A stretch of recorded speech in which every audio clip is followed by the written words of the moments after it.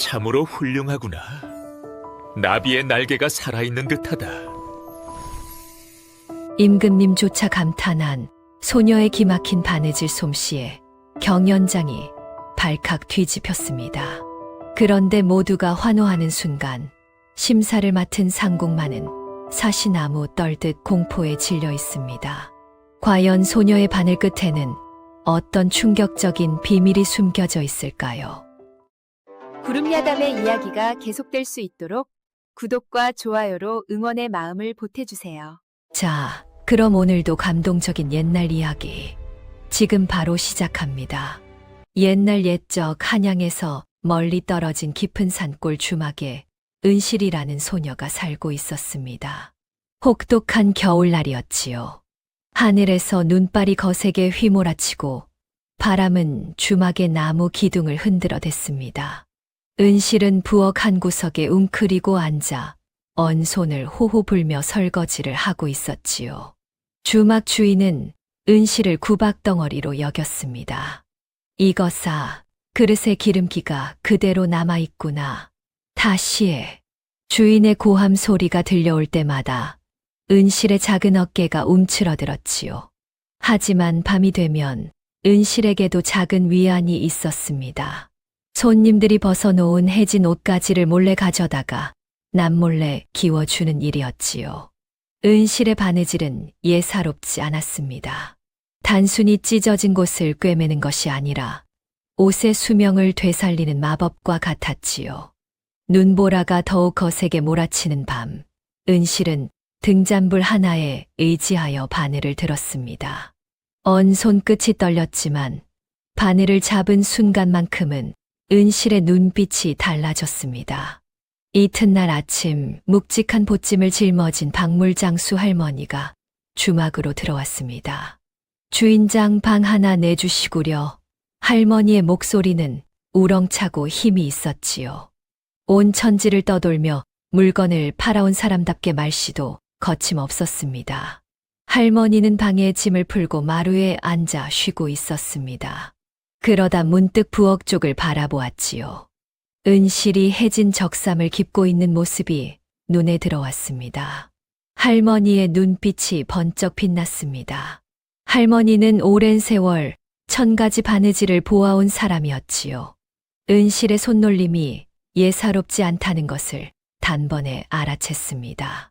그런데 할머니의 눈길을 끈 것이 하나 더 있었습니다. 은실의 손목에 낡은 천 조각이 감겨 있었지요. 할머니는 은실을 불러 세웠습니다. 아가, 너의 손목에 감긴 그 낡아 빠진 건 뭐냐? 은실은 수줍게 손목의 바늘꽂이를 만지작거렸습니다. 제가 버려졌을 때 입고 있던 베네 저고리로 만든 것입니다. 유일한 제 물건이라 소중히 간직하고 있습니다. 할머니는 가까이 다가가 바늘꽂이를 자세히 살펴보았습니다. 그 순간 할머니의 손이 부들부들 떨리기 시작했지요. 작은 크기의 정교한 거북이 자수가 빼곡히 놓여 있었습니다. 할머니의 눈에서 눈물이 주르르 흘렀습니다. 이 문양은 서씨가 직접 고안한 것인데 할머니는 15년 전을 떠올렸습니다. 만삭의 몸으로도 바늘을 놓지 못해 안달하던 제자의 모습이 눈에 선했지요. 우리 아기 오래 살라고 거북이를 수놓겠어요. 그렇게 말하던 서씨의 목소리가 귓가에 생생했습니다. 은실이 걱정스럽게 물었습니다. 할머니, 왜 우세요? 할머니는 황급히 눈물을 닦았습니다. 아니다, 먼지가 들어갔나 보구나. 할머니는 은실이 서씨의 핏줄임을 직감했습니다. 하지만 아직 확실하지 않았지요. 제대로 시험해 보아야 했습니다. 다음 날 아침 할머니는 일부러 보찜에서 엉킨 실타래를 꺼내 마루에 놓았습니다. 이 실이 또 엉켰네. 늙은이 손으로는 어쩔 도리가 없구나. 설거지를 하던 은실이 그 모습을 보고는 가만히 다가왔습니다. 할머니, 제가 풀어드릴까요? 은실은 실타래를 받아들고 찬찬히 살폈습니다. 엉킨 곳을 억지로 잡아당기지 않고 실의 흐름을 따라 조심스레 풀어나갔지요. 잠깐 사이에 엉킨 실타래는 말끔히 정리되었습니다. 할머니는 흐뭇하게 고개를 끄덕였습니다. 손재주가 보통이 아니구나. 할머니는 확신했습니다. 이 아이가 바로 죽은 제자 서씨의 딸이라는 것을 말입니다. 그리고는 은실이 보지 못하게 슬쩍 품속에서 무언가를 꺼내 은실의 손에 쥐어주었지요. 그것은 윤기가 흐르는 최고급 바늘이었습니다. 은실은 깜짝 놀라 할머니를 바라보았지만 할머니는 아무 말 없이 방으로 들어가 버렸습니다. 할머니는 방 안에서 혼자 중얼거렸습니다. 너의 딸을 찾았다. 이번엔 내가 꼭 지킬 것이다. 그날 밤 주막 문이 거칠게 열리며 한선비가 급히 들어왔습니다. 주인장, 방 하나 내주시오. 선비의 목소리는 급했지만 품위가 있었지요. 그는 김선비라는 젊은 양반이었습니다. 주막 주인이 등잔을 높이 들어 선비를 살폈습니다. 어허, 도포가 흉하게 찢어졌구려. 무슨 일이라도 있었소. 산적들을 만나 겨우 피해왔소이다. 김선비는 어깨에 찢어진 도포를 내려다보며 한숨을 내쉬었습니다. 부엌에서 이 광경을 지켜보던 은실이 조심스럽게 다가왔습니다. 나리, 제가 기워드릴까요? 김선비는 은실을 물끄러미 바라보았습니다. 어린 소녀가 자신 있게 말하는 모습이 신기했지요. 그래, 부탁하겠네. 은실은 도포를 받아들고 찢어진 자리를 살폈습니다. 천이 크게 찢어져 흉터처럼 보기 흉했지요. 단순히 꿰매기만 해서는 흉터를 가릴 수 없겠구나. 은실은 자신의 방으로 들어가 밤새도록 바늘을 움직였습니다. 등잔불 아래에서 무언가를 떠올리며 생각에 잠겼지요. 산에서 늘 보던 거친 매화 가지가 머릿속에 떠올랐습니다. 눈 속에서도 꿋꿋이 피어나는 그 모습이 눈앞에 그려졌지요. 은실은 그 입체감을 표현하고 싶었습니다. 본능적으로 실을 여러 번 꼬아 도톰하게 띄우는 바느질을 시작했습니다. 배운 적도 없는 기법이었지만 손이 저절로 움직이는 듯 했지요.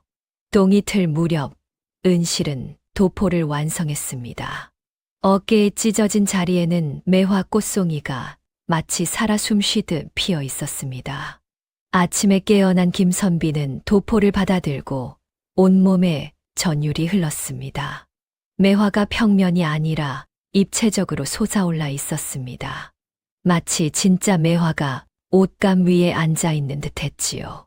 김선비는 급히 품속에서 낡은 문서를 꺼냈습니다. 영모로 몰려 죽은 침선장 서씨의 사건 기록이었지요.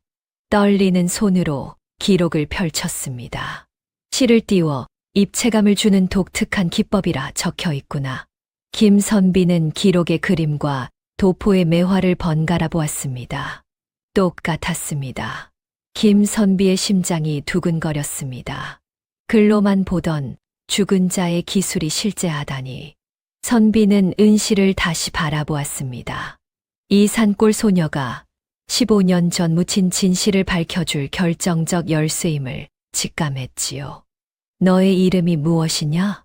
은실이라 하옵니다. 김선비는 은실이라는 이름과 그 솜씨를 마음속 깊이 새겨두었습니다. 이 아이를 계속 지켜봐야 한다고 다짐했지요. 그날 저녁 주막 주인과 한양의 포목상 장대인이 쑥덕거렸습니다. 은 50냥이면 어떻소? 그 계집아이 솜씨라면 금방 본전을 뽑을 수 있소. 멀찌감치서 이를 엿듣던 할머니의 얼굴이 굳어졌습니다. 은실이 팔려가게 생겼다는 것을 직감했지요. 깊은 밤, 할머니는 은실을 뒷간 근처로 불러냈습니다. 은실아, 내일 아침 너에게 무슨 일이 일어날지 모르겠구나. 할머니의 목소리는 떨렸습니다. 할머니는 은실의 손목에 감긴 베넷저고리 바늘꽂이를 어루만졌습니다. 아가, 나는 이 물건의 주인을 안다. 너의 어미는 조선 최고의 침선비였다. 은실이 낯선 단어에 눈을 깜빡이자 할머니가 덧붙였습니다. 임금님의 골룡포를 짓는 궁궐에서 가장 으뜸 가는 바느질 장인. 그게 바로 너희 어미였단다. 은실의 눈이 크게 떠졌습니다. 저희 어머니를 아신다고요? 그 아이는 내게 제자이자 딸이었다. 하지만 내가 지키지 못했구나. 할머니는 눈물을 흘렸습니다. 은실은 처음 듣는 어머니 이야기에 눈물이 쏟아졌습니다. 할머니는 은실의 손에 오칠한 골무를 쥐어주었습니다. 지금은 시간이 없다. 내일 무슨 일이 있어도 이 골무를 지키고 살아남거라. 왜요? 그래야 내 어미의 억울함을 풀 수 있다. 은실은 골무를 꼭 쥐고 고개를 끄덕였습니다. 할머니, 약속할게요. 꼭 살아남겠습니다. 할머니는 은실을 한참 동안 꼭 껴안았습니다. 은실아, 내 어미의 이름은 서씨였다. 잊지 마라. 은실은 그 이름을 가슴 깊이 새겼습니다. 다음 날 아침 주막 앞마당에는 수레가 기다리고 있었습니다. 주막 주인이 은실을 끌고 나왔습니다.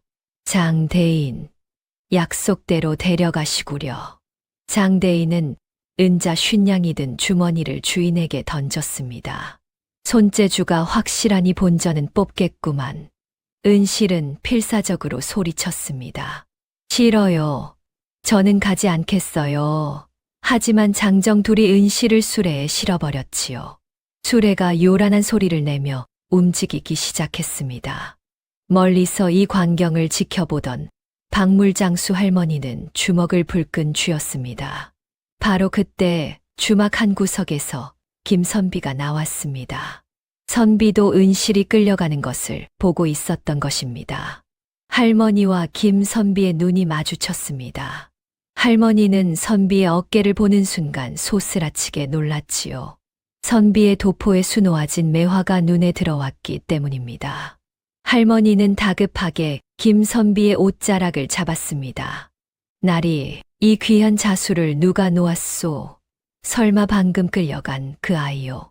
김선비는 깜짝 놀랐습니다. 시골 노파가 궁중 자수법을 알아본다니요. 할머니께서 어찌 이 자수를 아시오? 할머니의 눈에서 눈물이 흘렀습니다. 이것은 죽은 제 제자만이 할 수 있던 비기옵니다. 공광수라 하여 실을 공중에 띄우는 기법이지요. 김선비는 할머니가 예사 사람이 아님을 깨달았습니다. 그는 주위를 살피고 목소리를 낮췄지요. 사실 저는 암행어사입니다. 15년 전 영모로 몰려 죽은 침선장 서씨의 사건을 재수사하고 있소. 할머니의 입술이 떨렸습니다. 서씨라 하셨소. 그렇소. 할머니께서 혹시 서씨를 아시오? 할머니는 숨겨왔던 정체를 밝혔습니다. 저는 전대 상의원 침선장이었습니다. 궁 안의 모든 바느질을 총괄하고 왕실의 의복을 책임지는 최고 책임자였지요. 김선비는 놀라움을 감추지 못했습니다. 서씨는 제 제자이자 딸이었습니다. 김선비의 눈이 크게 떠졌습니다. 그렇다면 방금 끌려간 아이는 서씨의 딸입니다. 제가 15년 전 지키지 못한 그 아이의 핏줄입니다. 두 사람은 서로를 바라보았습니다. 그리고 같은 생각을 했지요. 은실을 구해야 합니다. 그리고 진실을 밝혀야 합니다. 저 아이가 사건의 유일한 열쇠입니다. 할머니가 굳게 다짐했습니다. 이번에는 제가 꼭 지켜내겠습니다. 두 사람은 굳게 손을 맞잡았습니다. 한양까지 함께 가기로 결의한 것이었지요. 은실을 실은 수레는 사흘을 달려 한양에 도착했습니다. 이 계집아이를 안채 부엌 위 다락방에 가둬라. 포목점 안주인의 목소리는 차갑고 날카로웠습니다. 다락방은 비좁았습니다. 작은 쪽창으로 한 줌의 햇빛만이 들어왔지요.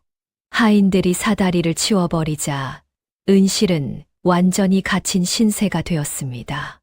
낮이 되자 안주인이 복잡한 자수 도안을 던져 올렸습니다. 이것을 내일까지 완성해라. 은실은 도안을 펼쳐보고 깜짝 놀랐습니다. 난생 처음 보는 복잡한 궁중 자수였지요. 용과 구름이 어우러진 문양은 어디서부터 시작해야 할지조차 알 수 없었습니다. 은실은 하루 종일 바늘을 들었다 놓았다를 반복했습니다. 이것을 어떻게 하라는 것입니까? 지쳐서 도안을 안고 잠이 들었습니다. 꿈속에서 누군가가 나타났지요. 얼굴은 보이지 않았지만 따뜻한 기운이 느껴지는 여인이었습니다. 여인이 은실의 손을 잡고 천천히 바늘을 움직였습니다. 이렇게 하는 것이란다. 용의 비늘은 하나하나 살아 숨 쉬듯 놓아야 하고 구름은 흐르듯 자연스러워야 한다.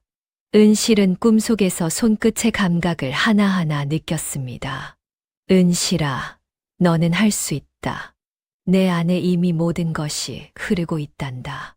동이 틀 무렵 은실이 깨어났습니다. 손끝에는 여전히 그 따뜻한 감각이 남아 있었지요. 은실은 떨리는 손으로 바늘을 들었습니다. 꿈에서 배운 대로 천천히 움직이기 시작했습니다. 신기하게도 배운 적 없는 고난도 기법이 자연스럽게 펼쳐졌지요. 해질 무렵 은실은 작품을 완성했습니다. 안주인은 작품을 보고 입을 다물지 못했습니다.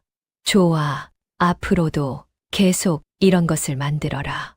이것은 내 솜씨라고 팔 것이다. 은실은 다락방에 홀로 남아 품속의 골무를 꼭 쥐었습니다. 할머니, 살아남겠습니다. 꼭이요. 한양에 도착한 김선비와 할머니는 포목점을 찾아냈습니다. 제가 안주인의 정신을 빼놓을 테니 할머니께서는 그 틈에 은실을 만나십시오. 김선비가 말했습니다. 낮이 되자 김선비는 화려한 도포를 입고 포목점으로 들어갔습니다. 이 집이 한양에서 제일 좋은 비단을 판다고 들었소. 안주인이 황급히 나왔습니다. 어서 오십시오. 나리. 돈은 얼마든지 줄 테니 최고급 비단을 내놓으시오. 김선비가 까다롭게 굴자 안주인은 온갖 비단을 꺼내 보이며 정신이 팔렸습니다.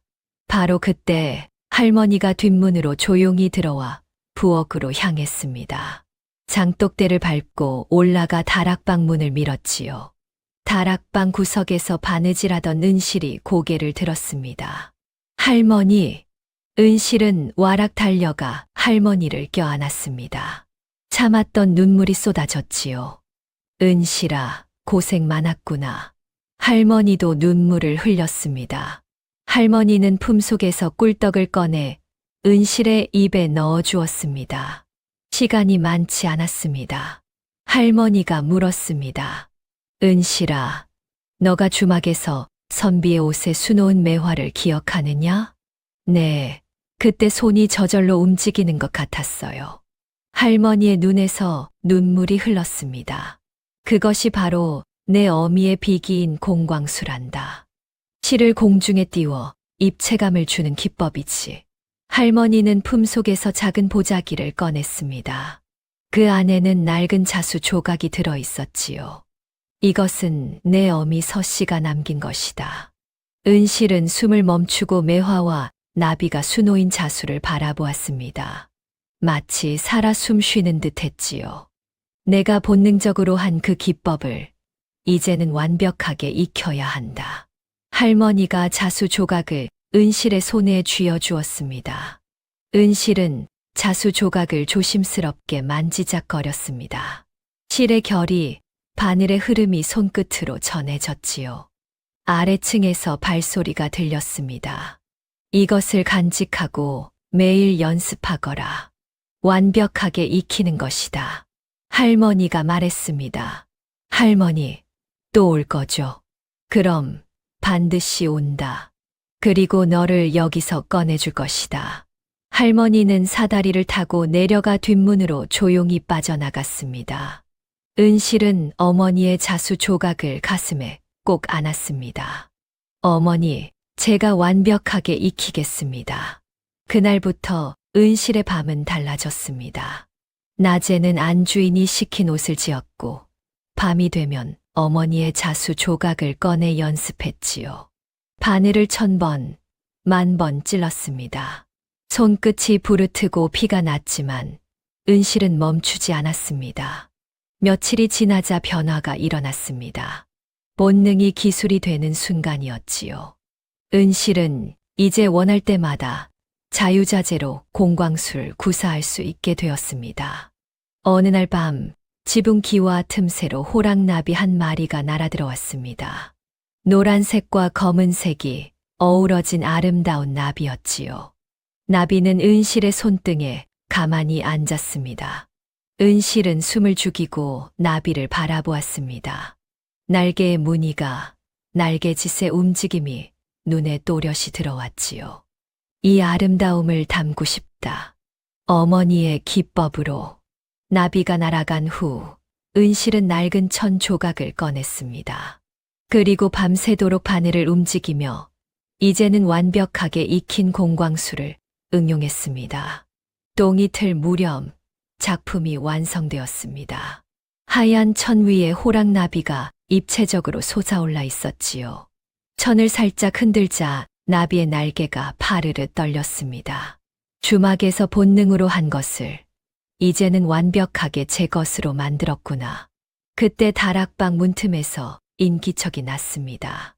안주인이 몰래 들여다보고 있었던 것입니다. 안주인은 호랑나비 자수를 보는 순간 눈이 번뜩였습니다. 저것이면 왕실 납품 경연에서 이길 수 있겠구나. 안주인의 입가에 탐욕스러운 미소가 번졌습니다. 은실은 안주인이 자신을 지켜본 줄도 모른 채 어머니의 자수 조각을 가슴에 안았습니다.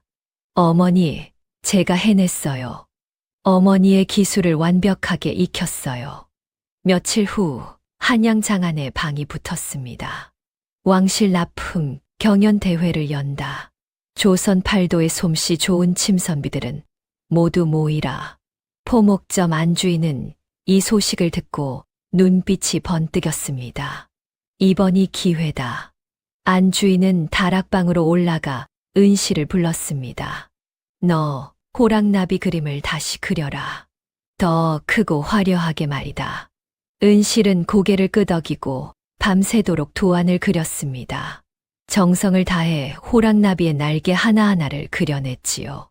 똥이틀 무렵 은실은 완성된 도안을 안주인에게 내밀었습니다.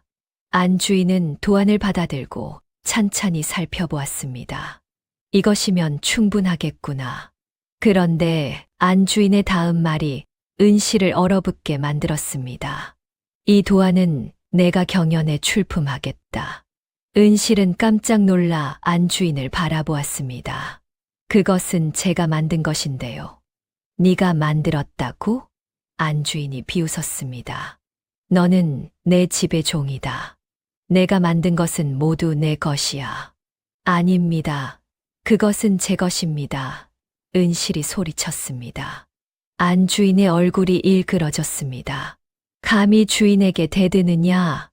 은실은 도안을 빼앗으려 손을 뻗었지만 안주인이 도안을 높이 쳐들었지요. 이 도안으로 내가 경연에서 이기면 내가 조선 최고의 침선비가 되는 것이다. 안주인의 눈에는 탐욕만이 가득했습니다. 돌려주세요.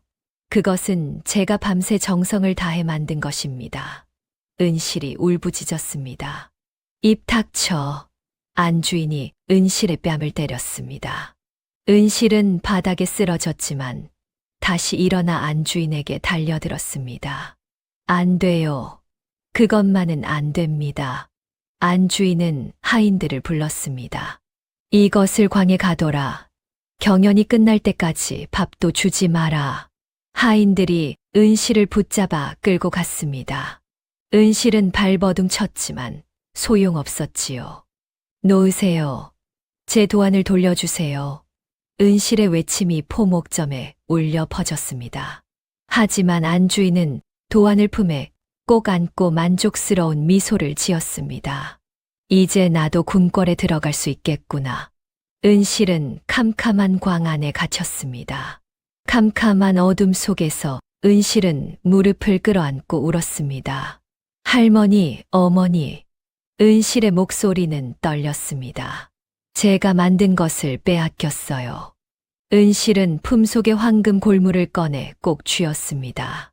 할머니가 준 유일한 위안이었지요. 살아남아야 해. 할머니께 약속했잖아. 은실은 어둠 속에서 다짐했습니다.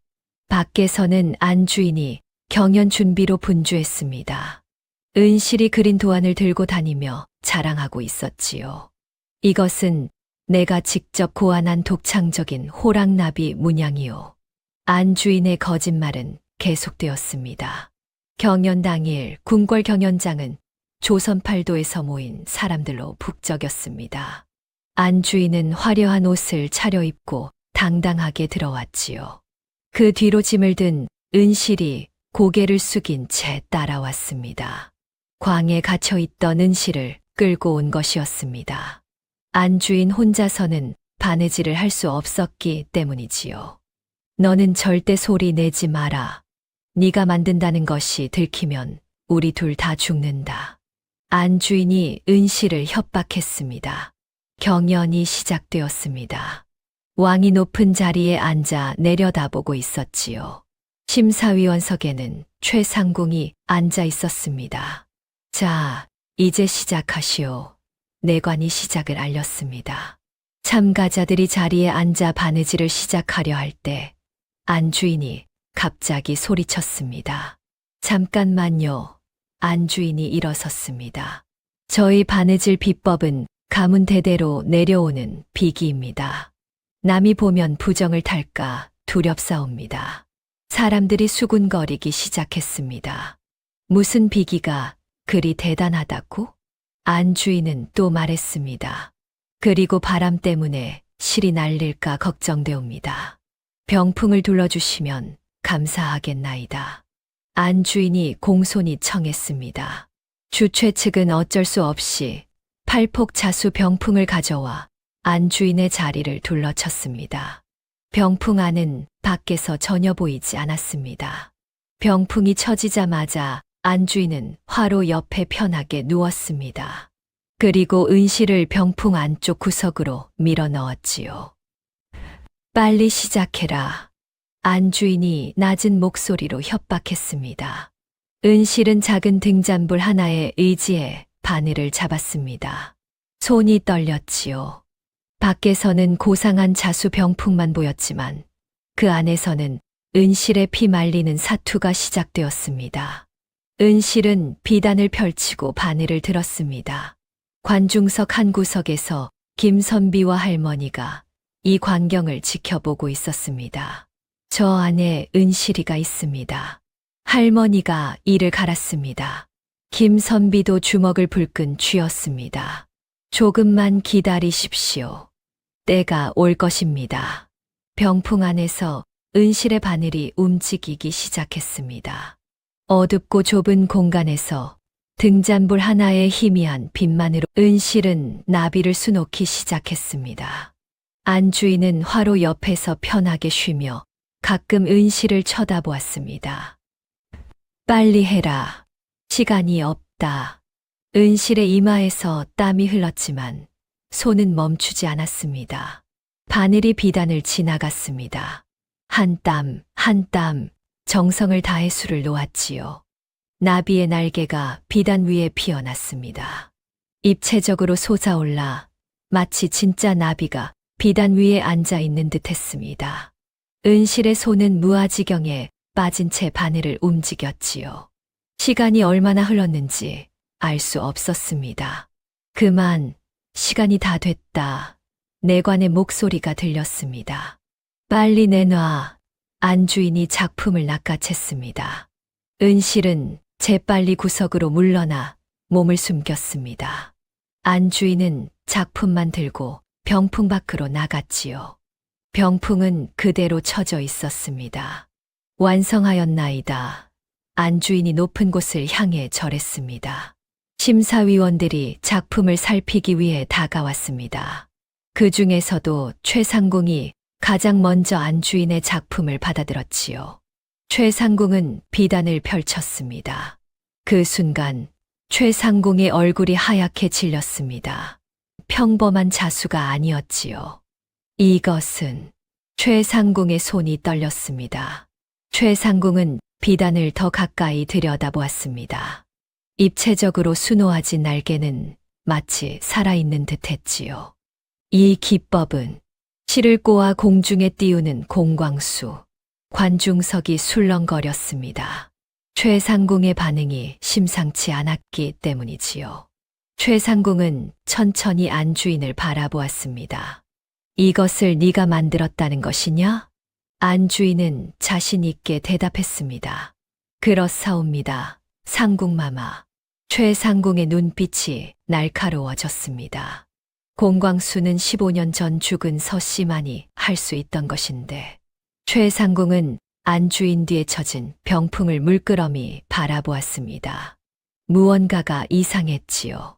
관중석에서 김선비와 할머니가 긴장한 표정으로 지켜보고 있었습니다. 왕이 안주인의 작품을 보고 감탄했습니다. 참으로 훌륭하구나. 나비가 금방이라도 날아갈 듯하다. 왕이 미소를 지었습니다. 어떻게 했기에 이런 오묘한 빛깔이 나느냐? 안주인은 식은땀을 흘렸습니다. 바느질을 전혀 모르는 안주인은 어떻게 대답해야 할지 몰랐지요. 비싼 중국산 실이라. 안주인이 동문서답했습니다. 그때 병풍 뒤에서 작은 목소리가 들렸습니다. 명주실을 3번 꼬아 풀먹인 것입니다. 은실이었습니다. 답답한 마음에 저도 모르게 작게 중얼거린 것이지요.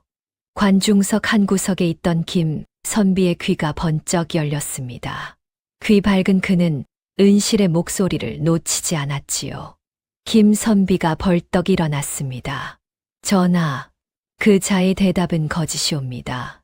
장내가 술렁였습니다. 김선비는 경연장 한가운데로 성큼성큼 걸어 나갔습니다. 병풍 뒤에 진짜 주인이 숨어 있사옵니다. 김선비는 단호한 표정으로 안주인 뒤에 놓인 병풍을 향해 다가갔습니다. 안주인은 얼굴이 하얗게 질렸습니다. 김선비는 망설이지 않고 팔폭 병풍을 옆으로 확 밀어버렸습니다. 우당탕, 요란한 소리와 함께 병풍이 넘어졌습니다. 그 뒤에는 웅크리고 앉아 바늘을 쥔 은실의 모습이 적나라하게 드러났습니다. 관중석이 경악했습니다. 저 아이가 바느질을 한 것이냐? 안주인이 왕을 속인 것이구나. 안주인은 당황하여 손을 내저었습니다. 아닙니다. 이 아이는 제 바늘 시중을 드는 종일 뿐입니다. 김선비가 품속에서 마패를 꺼내 높이 들었습니다. 햇빛을 받은 마패가 번쩍이자 안주인의 눈동자가 흔들렸습니다. 나는 왕의 밀명을 받은 암행어사다. 감히 주상 전하를 기망하고 대리 바느질을 시킨 죄. 내가 모를 리 없겠지. 김선비의 위험 있는 목소리가 장내를 압도했습니다. 안주인은 다리에 힘이 풀려 그 자리에 주저앉았습니다. 아이고, 죽을 죄를 지었습니다. 왕은 대노했습니다. 감히 과인을 능멸하다니. 당장 저것을 끌어내라. 포졸들이 달려와 안주인을 포승줄로 묶었습니다.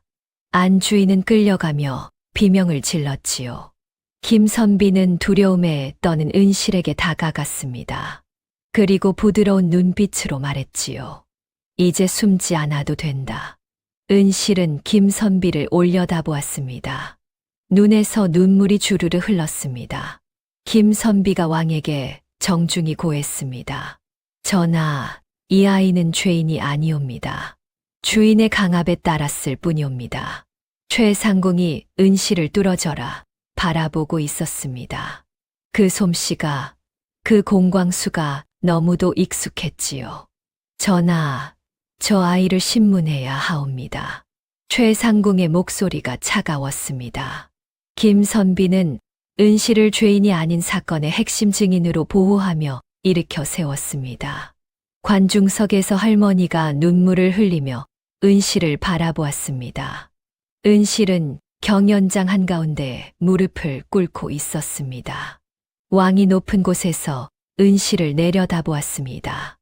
네가 저 나비를 수놓았다는 것이냐? 그렇사옵니다. 전하. 너의 나이가 몇이냐? 15이옵니다. 관중석이 술렁거렸습니다. 15살 소녀가 저런 솜씨를 지녔다니 믿기 어려웠지요.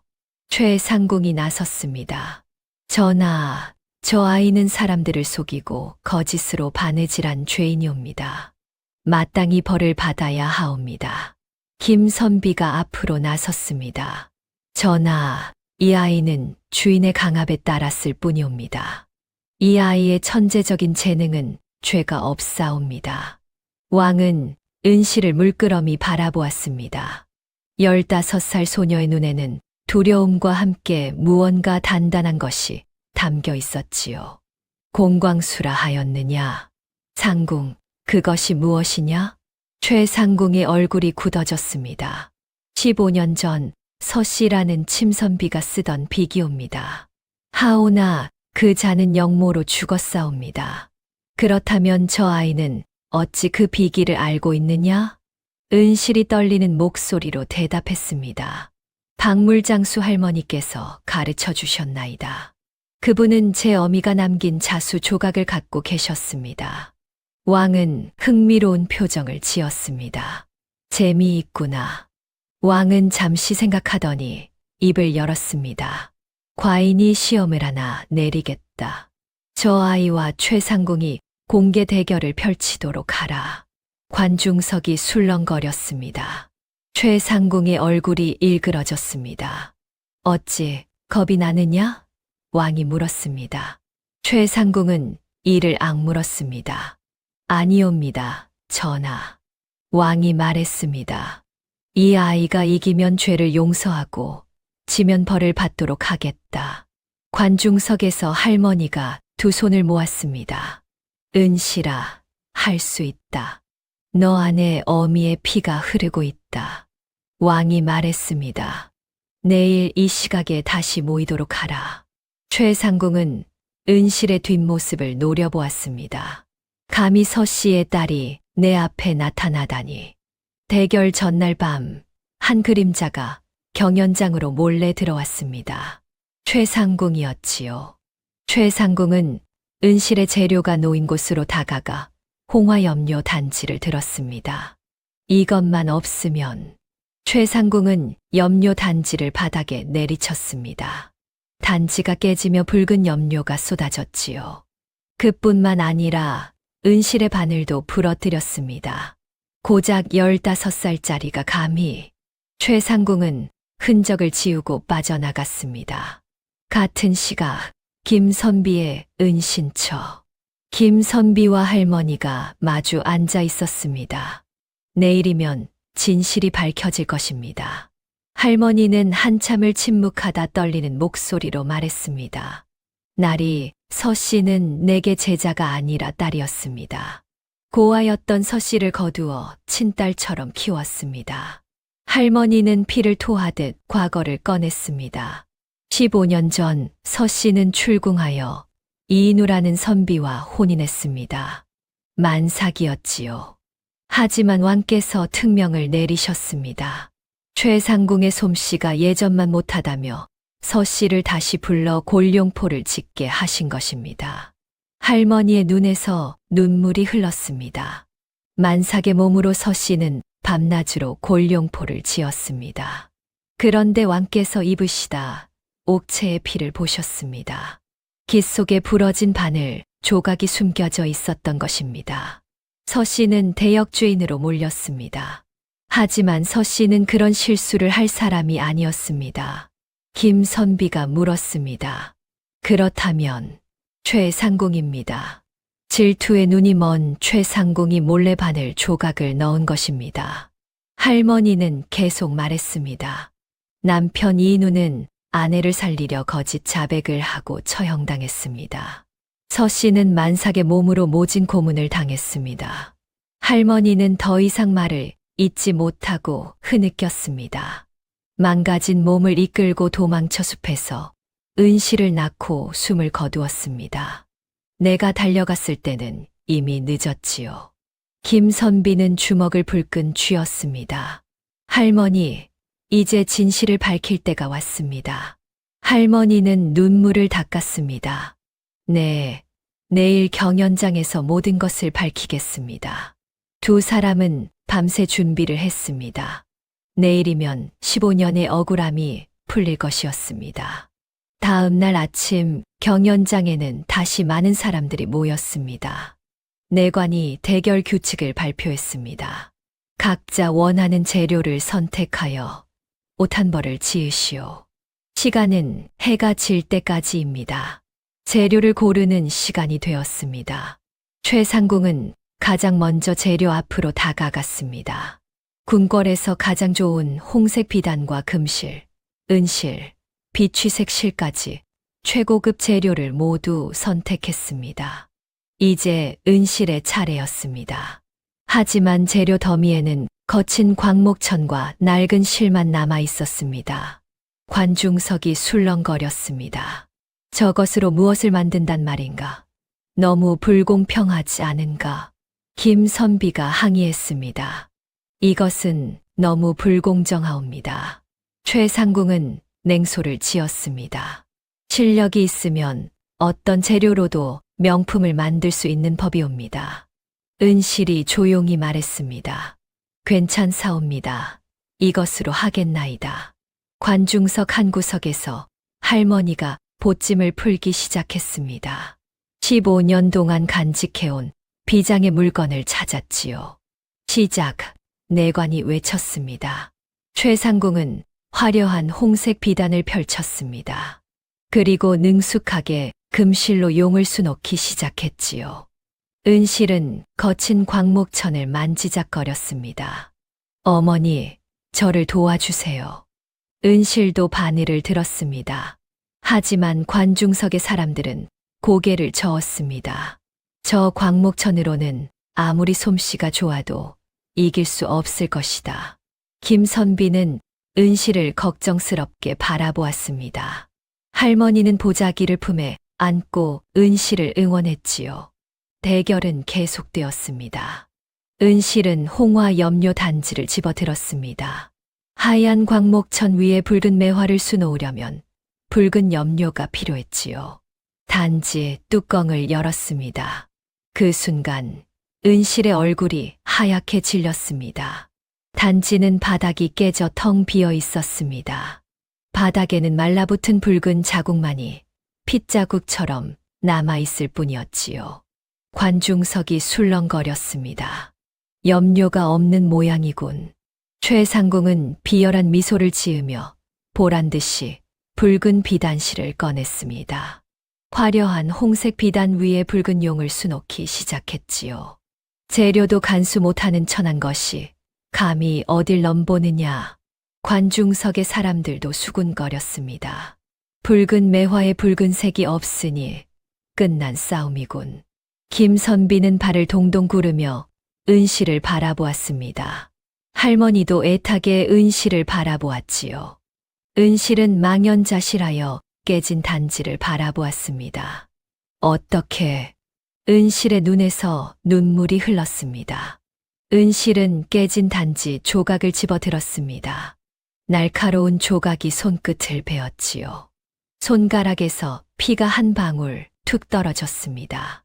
하얀 광목천 위로 붉은 피가 떨어졌습니다. 선명한 붉은색이었지요. 은실은 멍하니 그 붉은 피를 바라보았습니다. 최상궁은 계속해서 바느질하고 있었습니다. 이번에도 내가 이긴다. 은실은 여전히 손가락에서 떨어지는 붉은 피를 바라보고 있었습니다. 그 순간 은실의 귓가에 어머니의 목소리가 들리는 것 같았습니다. 은실아, 울지 마라. 이 붉은 피는 그냥 아픔이 아니란다. 옷감 위에 피우면 꽃이 되고 생명이 되는 것이야. 은실의 눈빛이 달라졌습니다. 은실은 두려움 없이 깨진 독 조각을 꽉 쥐었습니다.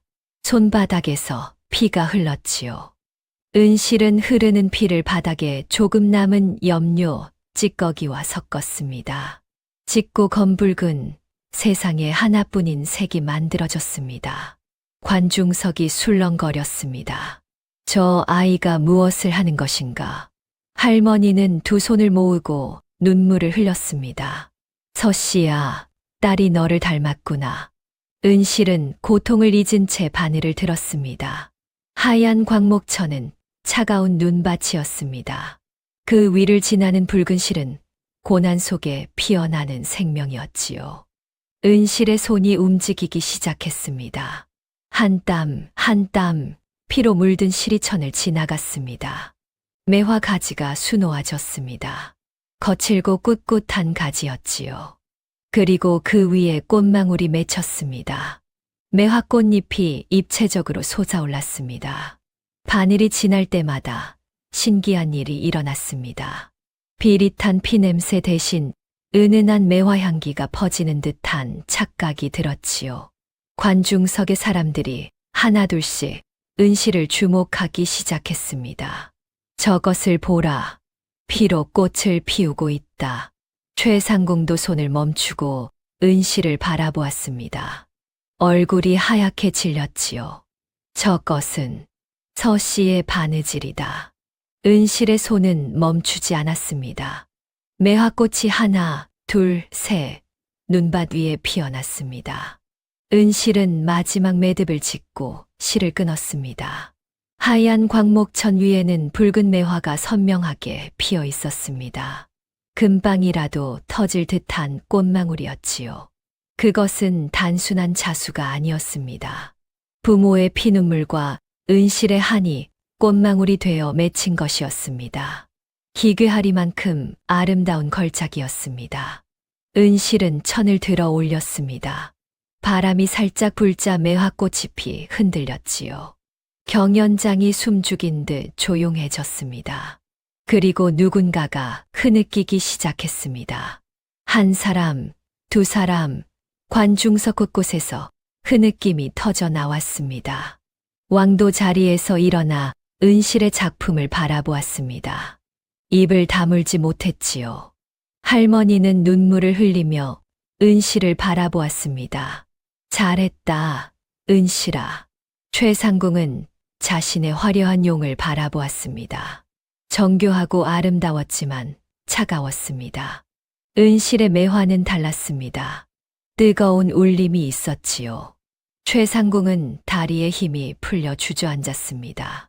심사 시간이 되었습니다. 왕이 먼저 최상궁의 작품을 살폈습니다. 화려한 홍색 비단 위에 금실로 수놓아진 용이었습니다. 정교하고 완벽했지요. 하지만 왕은 고개를 갸웃거렸습니다. 아름답기는 하나 모르겠구나. 왕은 다음으로 은실의 작품을 들었습니다. 거친 광목천 위에 피로 수놓아진 붉은 매화였습니다. 왕이 천을 들어 올리자 매화꽃잎이 살아 숨쉬는 듯 했지요. 이것은 왕의 목소리가 떨렸습니다. 왕은 한참 동안 매화를 바라보았습니다. 그리고 천천히 입을 열었지요. 최상궁의 옷은 화려하나 차갑다. 하지만 이 아이의 옷은 뜨거운 울림이 있구나. 관중석이 술렁거렸습니다. 최상궁의 얼굴이 일그러졌습니다. 바로 그때 관중석에서 할머니가 일어났습니다. 전하, 할머니가 큰 소리로 외쳤습니다. 왕이 할머니를 바라보았습니다. 누구냐? 할머니는 앞으로 나왔습니다. 소인은 전대상의원 침선장이었던 자이오입니다. 관중석이 다시 술렁거렸습니다. 할머니가 말했습니다. 전하, 저 아이가 가진 골무를 보소서. 왕이 은실을 바라보았습니다. 골무를 가져오너라. 은실은 떨리는 손으로 품속의 골무를 꺼냈습니다. 할머니에게 받은 오칠이 된 검은 골무였지요. 할머니가 골무를 받아 천으로 닦기 시작했습니다. 오칠이 조금씩 벗겨졌습니다. 그 아래에서 황금빛이 드러났습니다. 할머니가 더 세게 닦았습니다. 오칠이 완전히 벗겨지자 찬란한 황금 골무가 모습을 드러냈지요. 관중석이 술렁거렸습니다. 왕이 황금 골무를 받아들었습니다. 이것은 골무에는 왕실의 문양이 새겨져 있었습니다. 용과 봉황이 어우러진 문양이었지요. 왕이 물었습니다. 이것은 어디서 났느냐? 할머니가 무릎을 꿇었습니다. 전하, 이 골무는 15년 전 왕께서 침선장 서씨에게 하사하신 것이옵니다. 왕의 눈이 커졌습니다. 서씨라고? 그렇사옵니다. 할머니가 은실을 바라보았습니다. 저 아이는 억울하게 죽은 서씨의 딸이옵니다. 관중석이 웅성거렸습니다. 최상궁은 얼굴이 하얗게 질려 뒤로 물러섰습니다. 왕은 은실을 물끄러미 바라보았습니다. 그렇다면 이 아이가 서씨의 딸이란 말이냐? 왕은 황금 골무를 들여다보았습니다. 서씨, 과인이 아꼈던 침선비였지. 하지만 영모로 할머니가 외쳤습니다. 전하, 서씨는 영모를 하지 않았사옵니다.